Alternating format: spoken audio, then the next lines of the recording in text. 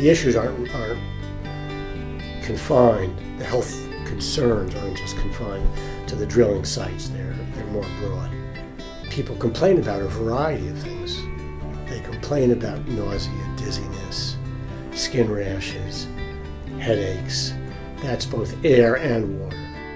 Having said that, there are clear areas in which studies would be relevant. What is the air pollution impact on near neighbors? What we found was that, on the whole, the exposures at those distances in the sites that we studied were not above the National Ambient Air Quality Standards. Okay, now, National Ambient Air Quality Standards are the things the EPA uses to set a level of exposure to the public, and that to which air emissions have to be controlled.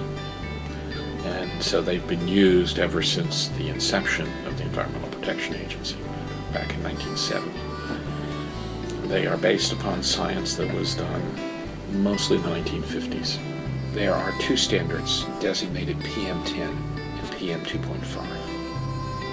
And we're interested a lot in particular because a lot of what we see at drilling sites are associated with particulate. The assumption was that pretty much covered the range of what a person could be exposed to. However, both PM2.5 and PM10 are particles that will deposit in the lung and will contribute to the dose of particulate in the human body.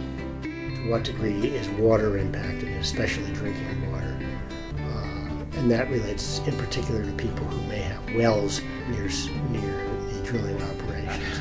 You could have spills on the surface. Now, the well pad is supposed to be designed in such a way that it's basically a giant sponge that everything sits on, okay? But you can get heavy rains on the surface that may cause things to move from the well pad down into surface waters. There also have been holding ponds that have been used, and the holding ponds were holding ponds for the water being either pumped down the well or brought back out of the well. The pond is, you come in with a bulldozer, dredge out a hole, lay some plastic down, and fill it up with the water that you're going to be using.